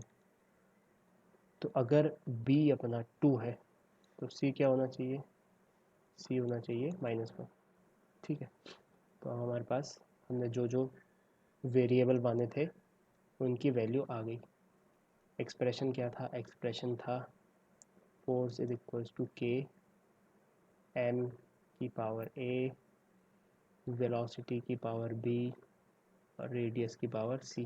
तो अब वो फाइनली क्या बन के आया हमारे पास, सेंट्रीपिटल फोर्सेस k, m की पावर a इज़ 1, तो m, वेलोसिटी की पावर टू द b मतलब v की पावर 2, रेडियस की पावर c मतलब रेडियस की पावर -1, रेडियस की पावर -1 मतलब कि अपॉन में चला जाएगा, तो इसको फाइनली कैसे लिख सकते हैं अपन, फाइनल तौर पे सेंट्रीपिटल फोर्सेस सम k इंटू mv²/r। इस k की वैल्यू हम एक्सपेरिमेंटली 1 निकालते हैं, तो ये जनरल नॉलेज वाला पॉइंट एक और नोट कर लेते हैं, बाय एक्सपेरिमेंट k = 1। ये हम डायमेंशनलेस से नहीं निकाल सकते, ये तो मुझे पता है पहले से इसलिए मैं तुम्हें बता पा रहा हूँ, नहीं तो हम के कोई तरीका नहीं था इसका कि हम बस देख के बता पाएँ कि 1 है इसकी वैल्यू, ये एक्सपेरिमेंटली आती है। तो जो सेंट्रीपिटल फोर्स का जो फॉर्मूला होता है वो होता है mv²/r, ये याद रखना है, ठीक है, नोट कर लो इसको।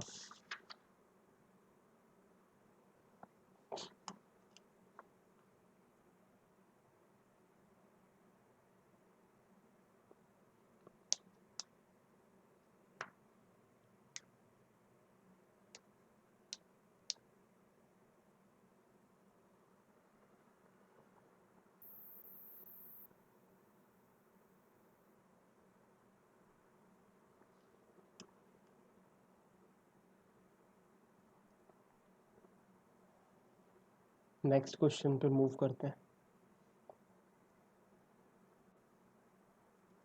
तो लिखो next question, if velocity, time and force were chosen were chosen as basic quantities, as chosen as basic quantities, then find the dimensions, find the dimensions of mass and energy, of mass and energy। तो इस type के question में क्या बोल रहा है ये, तो सबसे पहले तो इसको समझते हैं कि वैसे तो फंडामेंटल क्वांटिटीज़ क्या होती हैं, मास होती है, टाइम होता है, लेंथ होता है ना। ऐसे 7 फंडामेंटल क्वांटिटीज़ होती हैं। तो उसने कहा कि एक ऐसा सिनेरियो मानो जिसमें ये सब फंडामेंटल ना होते हुए वेलोसिटी, टाइम और फोर्स फंडामेंटल होती। ठीक है, तो फिर हम मास और एनर्जी को कैसे लिखते? तो अब इसमें सोचो अच्छे से बैठ के कि अगर वेलोसिटी और टाइम फंडामेंटल होती तो अपना डायमेंशन v का वेलोसिटी कुछ फंडामेंटल है तो उसका ऐसे डायमेंशन लिखते हैं अपन v। टाइम तो ऑलरेडी है फंडामेंटली, तब भी फंडामेंटल तो ऐसे लिख देते, और फोर्स का डायमेंशन लिख देते f। ठीक है, अब इनके आधार पे हमें मास, अब मास फंडामेंटल नहीं है इस हाइपोथेटिकल सिचुएशन के अनुसार, तो मास को कैसे हम रिप्रेजेंट करते इन फंडामेंटल क्वांटिटीज़ में, और एनर्जी को कैसे रिप्रेजेंट करते इन फंडामेंटल क्वांटिटीज़ में, ये सवाल है। ये समझ में आ रहा है? तो अब जैसे ही हम अ, सोचते हैं कि कोई डेराइव्ड क्वांटिटी को फंडामेंटल में रिप्रेजेंट करना है, तो अब यहाँ पे मास और एनर्जी डेराइव्ड क्वांटिटीज़ हैं, तो हमें कोई फॉर्मूले सोचने पड़ेंगे जो मास और वेलोसिटी और टाइम और फोर्स को रिलेट करते हैं। ठीक है, तो सबसे ईजीएस्ट फार्मूला याद आ रहा है, force is equals to mass into acceleration. अब फोर्स तो फंडामेंटल क्वांटिटी है, कोई दिक्कत नहीं, मास हमें पता करना है तो ये होना चाहिए। अब इस एक्सीलरेशन को डिकोड करना पड़ेगा। एक्सीलरेशन को कैसे लिख सकते हैं? एक्सीलरेशन को लिख सकते हैं वेलोसिटी पर यूनिट टाइम, वेलोसिटी के डायमेंशन पर यूनिट टाइम। तो अब सवाल में वेलोसिटी दी हुई है फंडामेंटल और टाइम भी दिया हुआ है, तो अब बात बन जाएगी। तो इसको हम कुछ इस तरीके से लिख सकते हैं, force is equals to, directly मतलब सिंबॉलिक फॉर्म में लिख लेते हैं, फोर्स का dimension is equals to mass का dimension is equals to acceleration. Acceleration का डायमेंशन क्या होगा? वेलोसिटी और टाइम के डायमेंशन का रेशो, तो v अपॉन टी, ये हो गया। तो मास का डायमेंशन यहाँ से निकल के आ गया, मास को एक तरफ ले लिया, बाकी सारी चीज़ों को दूसरी तरफ, तो टाइम इधर चला गया, f की पावर 1, v की पावर -1 और t की पावर 1, क्योंकि t इधर पहुँचा तो ऊपर आ जाएगा, v नीचे जाएगा तो -1 में आ जाएगा, तो -1 ये हो जाएगा एफ वी -1 और टी। ये मास के डायमेंशन हो गए। ठीक है, ये तो पहला अपना मास के लिए कर दिया अपन, this was our first. Second क्या पूछा है? एनर्जी। अब एनर्जी को रिलेट करने वाली इक्वेशन जिसमें ये सब आ जाए, फोर्स आ जाए या ये मास आ जाए, ऐसा कुछ ये आ जाए अगर, तो अपन कर पाएंगे। तो काइनेटिक एनर्जी याद आ रही है, kinetic energy is equals to ½ mv²। तो ये हमें निकालना है, ये तो फंडामेंटल है v, और m का हम अब जस्ट निकाल चुके हैं। तो काइनेटिक एनर्जी या किसी भी फॉर्म ऑफ एनर्जी का डायमेंशन होगा हाफ का, तो डायमेंशन वैसे कुछ नहीं, मास का डायमेंशन क्या आया? मास का डायमेंशन आया f v की पावर -1 इंटू टी, और v का पावर 2, यहाँ पे v²। तो एनर्जी का डायमेंशन क्या हो गया? f की पावर 1, v की पावर यहाँ से -1 और यहाँ से +2, तो -2 और -1 और 2 मिलके 1 हो जाएगा, तो v, और t की पावर तो है ही जो सो है, t की पावर 1, तो ये हो जाएगा एनर्जी का डायमेंशन। ये आंसर हो जाएंगे। ये समझ में आया कैसे करना है ऐसे सवालों को?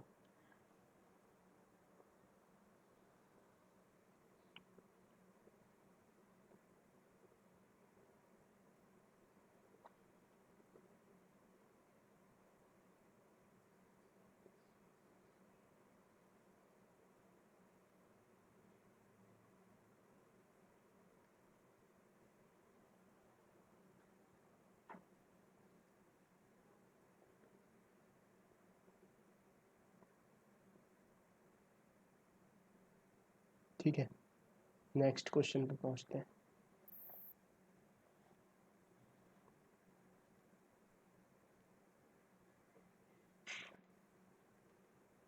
इसे दिया है force acting on a particle is 5 unit, force acting on a particle is 5 unit.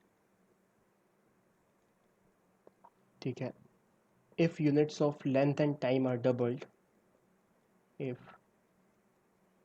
units of length and time are doubled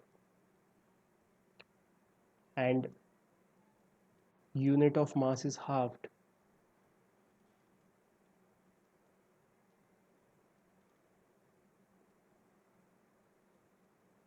then find the numerical value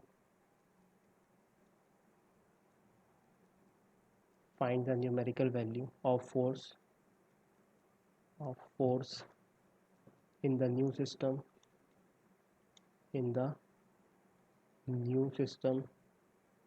of units. ठीक है, तो क्या बोल रहा है ये क्वेश्चन बोल रहा है कि force on a particle is 5 unit. एक यूनिट सिस्टम के हिसाब से उस पर 5 यूनिट का फोर्स लग रहा है। ठीक है, अब क्या किया कि units of length and time are double, कि लेंथ और टाइम की यूनिट को डबल कर दिया। जैसे 1 सेकेंड इसकी ऐसा यूनिट थी, अब वहाँ पे 2 सेकेंड कर दिया और 2 सेकेंड को नई टाइम की यूनिट बोल दिया। सिमिलरली 1 मीटर ऐसा यूनिट थी, वहाँ पे 2 मीटर कर दिया ऐसा यूनिट। ठीक है, और मास की यूनिट को आधा कर दिया, मतलब आधा किलो अब ऐसा यूनिट है। आधा किलो एक मिनिमम क्वांटिटी है, तो हमको बताना है अब न्यू सिस्टम ऑफ यूनिट में क्या हो जाएगा।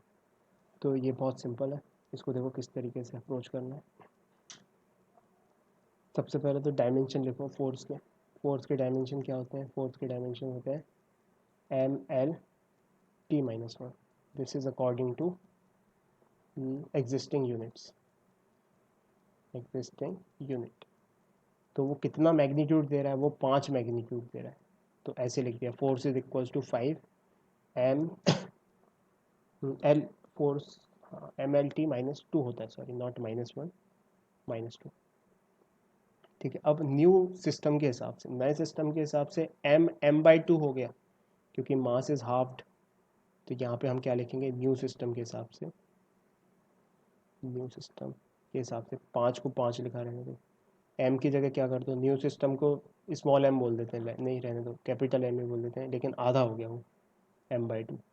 लेंथ कितना हो गया? लेंथ होगा डबल, तो लेंथ को कर दिया डबल, t⁻²। टाइम कितना हो गया है? टाइम भी डबल हो गया, तो t2t⁻²।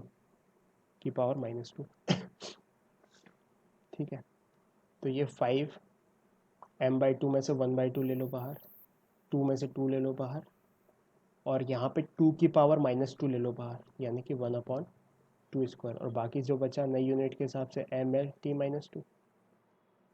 तो इसको सॉल्व किया, 2 से 2 कट गया, यहाँ पे क्या बचा? 4 बच गया ये, तो ये हुआ 5/4। तो नई यूनिट सिस्टम के हिसाब से 5/4 यूनिट्स हो जाएगा। This is according to new system of unit. नहीं, यही आंसर है हमारा।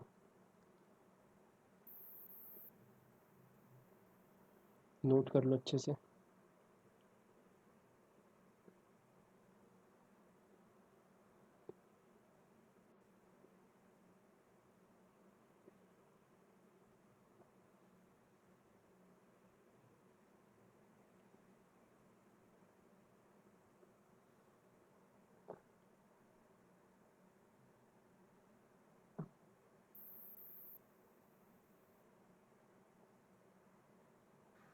सर ये क्वेश्चन एक बार और करें क्या?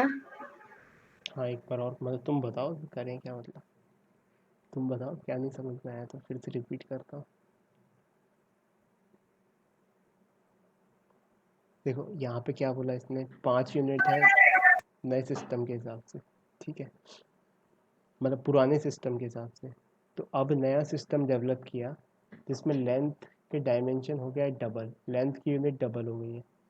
ठीक है, टाइम की यूनिट डबल हो गई है, और मास की यूनिट हाफ हो गई है। नया सिस्टम डेवलप कर दिया, तो अब फोर्स कितनी यूनिट्स होगा ये बोल रहा है। तो क्या करो, सबसे पहले फोर्स को लिख दो। फोर्स को क्या लिखा? 5 इन यूनिट, पुराने डायमेंशन लिख दिए उसके, mL/t-2। ये एग्जिस्टिंग यूनिट में है। अब न्यू सिस्टम के हिसाब से मास हो गया आधा, मास इज हाफ्ड, तो मास इज हाफ्ड मतलब कि m की जगह m/2 लिख दिया। लेंथ इज डबल्ड, तो l की जगह 2l लिख दिया। And time is also doubled, तो टाइम की जगह 2t लिख दिया। ठीक है, अब जो भी पावर चढ़ी थी उसकी, उसके हिसाब से फैक्टर्स बाहर ले लिए डब्बे के, तो फैक्टर्स बाहर लिए, तो यहाँ पे क्या, यहाँ पे 1/2 बाहर आया m/2 से। लेंथ में क्या बाहर आया, लेंथ में 2 बाहर आया, और यहाँ पे 2 की पावर -2, तो 2 की पावर -2 क्या होता है, 1/2 की पावर 2, तो ये बाहर आ गया। अंदर क्या बचा, अंदर m/l/t-2। अब ये नई यूनिट के हिसाब से, तो इसको सॉल्व किया इस वाली चीज़ को, तो क्या बन के आया, हमारे पास बन के आया 5/4 यूनिट्स। तो ये नई यूनिट्स के हिसाब से 5/4 यूनिट हो जाएगा। जैसे वहाँ पे अगर पुरानी यूनिट के हिसाब से वो था 5 न्यूटन, तो नई यूनिट के हिसाब से हो जाएगा 5/4 न्यूटन। ये आया समझ में हर्षिता? जी सर। हाँ,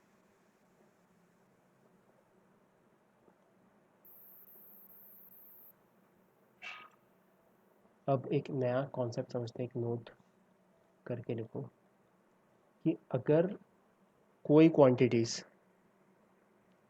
जैसे मैंने 3 क्वांटिटीज़ बोली A, B और C, अगर वो आपस में रिलेटेड हैं किसी भी फॉर्मूले से, जैसे A=BC⁻3,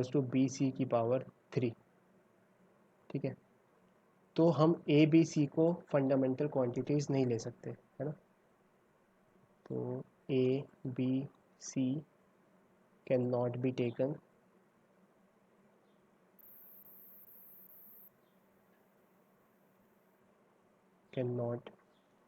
taken as fundamental quantities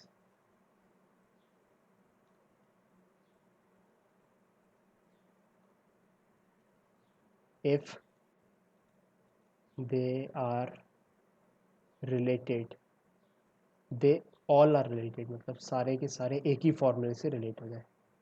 they all are related by one formula, है ना।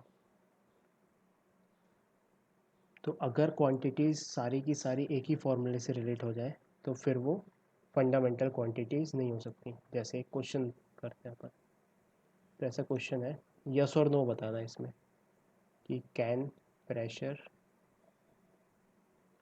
That is P, density that is rho, and velocity that is V be taken as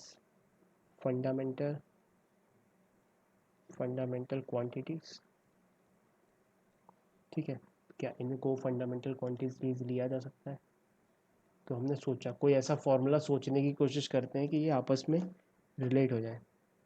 तो प्रेशर क्या होता है एक्चुअली में, प्रेशर होता है फोर्स पर यूनिट एरिया। ठीक है, डेंसिटी क्या होता है, डेंसिटी अच्छे से लिख देता हूँ, pressure is force per unit area. ठीक है, डेंसिटी होता है मास पर यूनिट वॉल्यूम, और वेलोसिटी होता है लेंथ पर यूनिट टाइम। ठीक है, तो सिमिलर फोर्स को और डिकोड कर लें तो मास इंटू एक्सीलरेशन हो गया, मास इंटू एक्सीलरेशन, और एक्सीलरेशन क्या होता है, लेंथ पर यूनिट टाइम स्क्वायर। चलो अच्छे से यहाँ पे लिख देता हूँ,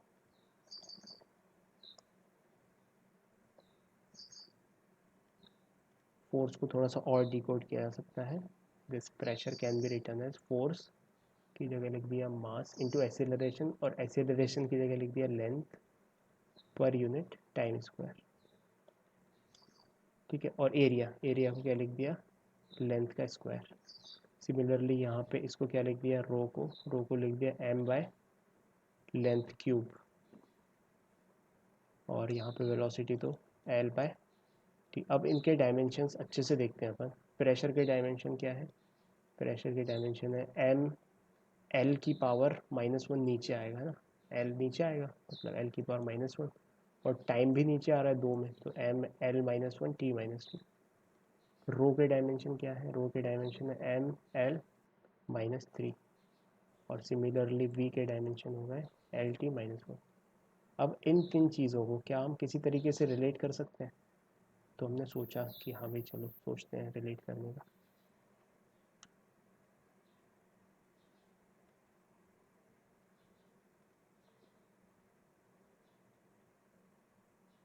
तो अगर इस चीज़ का स्क्वायर कर दिया जाए, देखना, इस चीज़ का स्क्वायर कर दिया जाए वी स्क्वायर,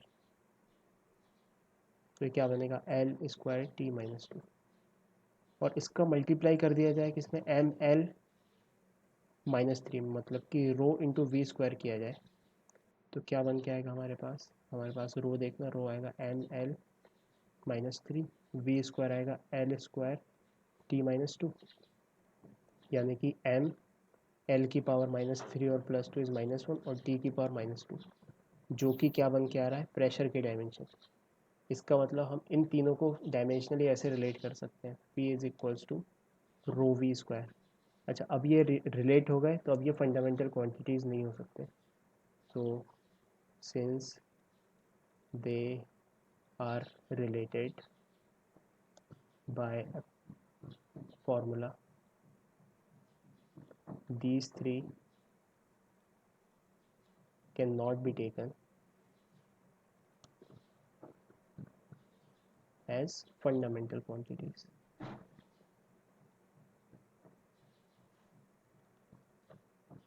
ठीक है, तो हम क्या समझा कि अगर कोई क्वांटिटीज़ हैं, उनको फंडामेंटल अगर लेना है तो that must be independent of each other, एक दूसरे से इंडिपेंडेंट होनी चाहिए।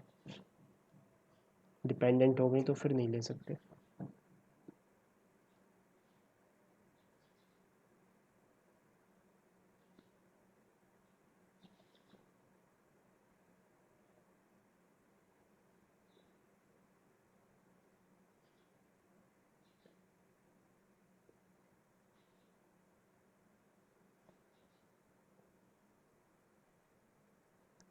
अच्छा, एक और चीज़ बता देता हूँ मैं, ताकि तुम जब क्वेश्चंस करो तो उसमें दिक्कत ना हो। एक इक्वेशन होती है आइडियल गैस इक्वेशन, ये नोट कर लो, ideal gas equation, that is P V is equals to N R T. ठीक है, जिसमें P होता है प्रेशर, V होता है वॉल्यूम, N होता है number of moles of gas,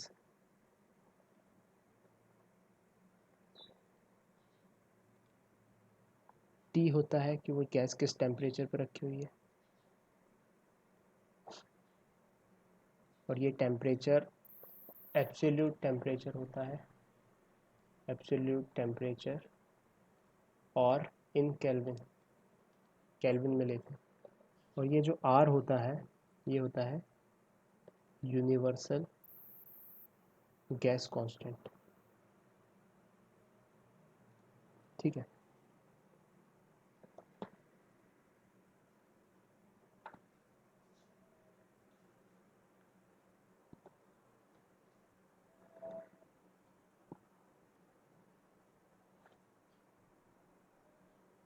ठीक है, तो एक छोटा सा सवाल कर लेते हैं। सर थोड़ा सा सॉल्व कर दीजिए प्लीज। हाँ, ये T is temperature, absolute temperature, या केल्विन में टेम्परेचर लेना। हालांकि डिटेल में जब पढ़ोगे कि अगर केल्विन में नहीं लिया, सेल्सियस में लिया, तो फिर आर की वैल्यू उसके हिसाब से एडजस्ट हो जाएगी। तो ऐसा यूनिट में अगर ले रहे हैं तो आर की वैल्यू ऐसा यूनिट में होती है। तो एनीवेज अभी अपन डिटेल में नहीं जा रहे, उसके जस्ट आर के डायमेंशन लिखने हैं। सो राइट द डायमेंशन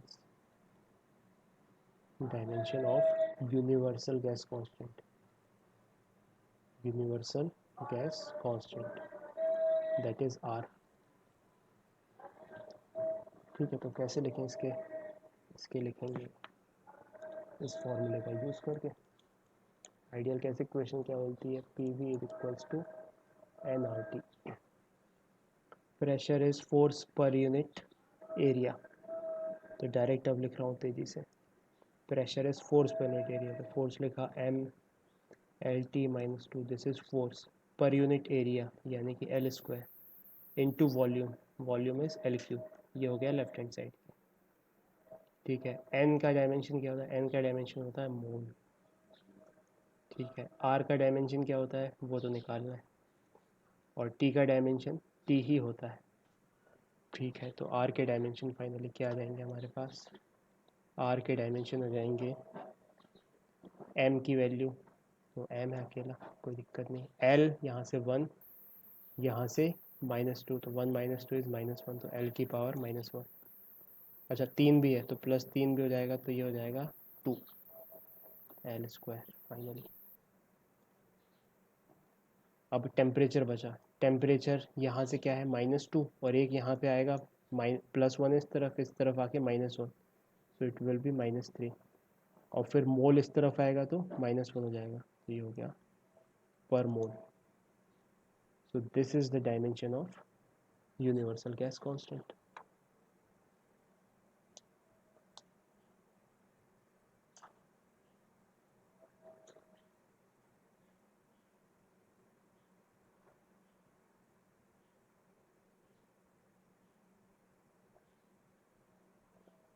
ठीक है, एक और टर्म होती है इसी से related, Boltzmann constant, means you will come across these things, Boltzmann constant. इसको रिप्रेजेंट करते हैं स्मॉल के से, या कहीं कहीं पे स्मॉल के और इसका सबस्क्रिप्ट बना देते हैं B, so it is represented by small k और बी। तो इसको डिफाइन करते हैं अपन, Boltzmann constant is nothing but universal gas constant divided by Avogadro number. ठीक है, तो where R is universal gas constant and Na is Avogadro number.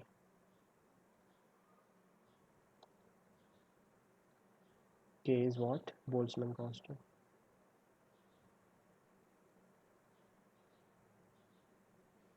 ठीक है, तो ये हमको याद रखना है। तो अगर बोल्ट्जमैन कांस्टेंट के तुम्हें बताने पड़ जाए कि क्या डायमेंशंस होंगे, तो कैसे बताएंगे, बता देंगे।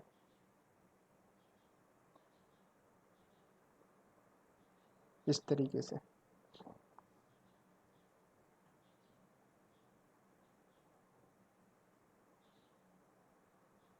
ठीक है, तो Na एवोगैड्रो नंबर के डायमेंशंस क्या होंगे,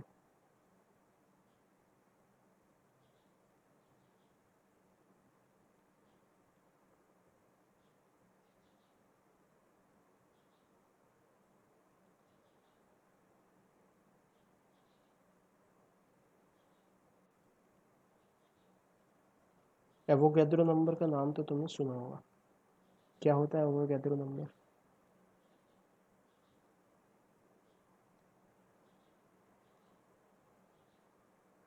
बताओ कोई, एवोगैड्रो नंबर क्या होता है।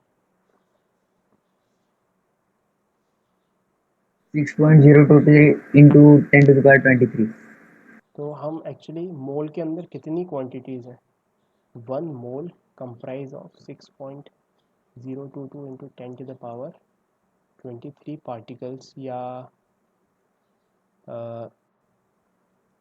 नंबर ऑफ थिंग्स, या केले, या जिनकी बात कर रहे हैं, एक मोल केले कितने केले होंगे, इतने केले होंगे। एक मोल रेत के दाने कितने दाने होंगे, इतने दाने होंगे। तो 1 mole comprises of these many particles. ठीक है, तो ये एवोगैड्रो नंबर है। अब एवोगैड्रो नंबर का वो क्या होगा, SI यूनिट, मतलब कि हम ऐसे कहेंगे कि 6.022 इंटू 10⁻, एवोगैड्रो नंबर अगर लिखना है अपन को तो ऐसे लिखेंगे, Na is 6.022 इंटू 10⁻23 पार्टिकल्स पर मोल। एक मोल में इतने पार्टिकल्स होंगे, तो इट विल बी पर मोल, यानी कि Na के डायमेंशन क्या होंगे, Na के डायमेंशन होंगे मोल इनवर्स। ठीक है, तो यहाँ पे डायमेंशंस ऑफ एवोगैड्रो नंबर क्या लिख देंगे अपन, मोल इनवर्स। ठीक है, मतलब कि पर मोल में इतने पार्टिकल्स, पर मोल में इतने केले, पर मोल्स में इतनी चींटियाँ, पर मोल में इतने, तो पर मोल 6.022 इंटू 10⁻23 पर मोल, तो इट विल बी पर मोल, है ना। ये एवोगैड्रो नंबर होता है। तो अब बोल्ट्जमैन कांस्टेंट के हम डायमेंशन लिखते हैं। तो next question is dimensions of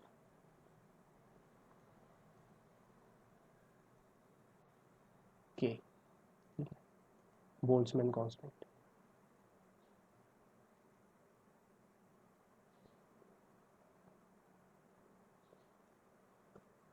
तो के को हम कैसे डिफाइन कर रहे हैं, R/Na। आर के डायमेंशन ऊपर से लेके आते हैं, ml²t-3, लिखा यहाँ पे ml²t-3 पर मोल।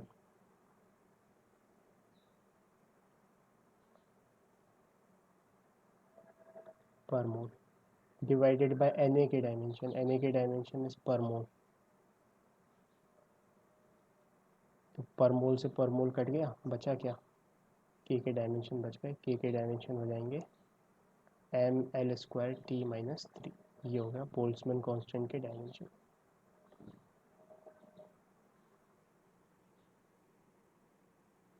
ठीक है,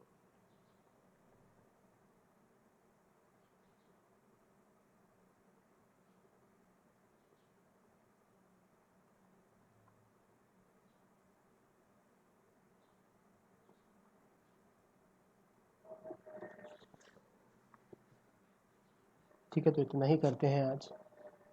अब जो तुम्हारा होमवर्क है, जो एक्सरसाइज है, जो मैंने PDF के फॉर्म में भेजी थी, उसको सॉल्व करना है। ठीक है, अब ये तुम्हें अच्छे से सॉल्व करते हुए बननी चाहिए। इतने क्वेश्चन हमने किए, इतनी लर्निंग के को एक्सपैंड करते हुए तुम्हें सारी लर्निंग्स को सॉल्व करना है। तो नेक्स्ट क्लास से पहले वो पूरा सॉल्व करना, और फिर उसके बाद अपन नेक्स्ट क्लास जैसे ही शुरू करेंगे, इससे रिलेटेड जितने भी क्वेश्चंस तुम्हें नहीं बनेंगी वो अपन ऑन द स्पॉट करेंगे, तो आएगा मज़ा।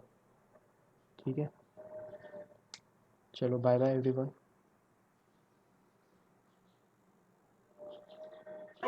Bye sir. Bye sir.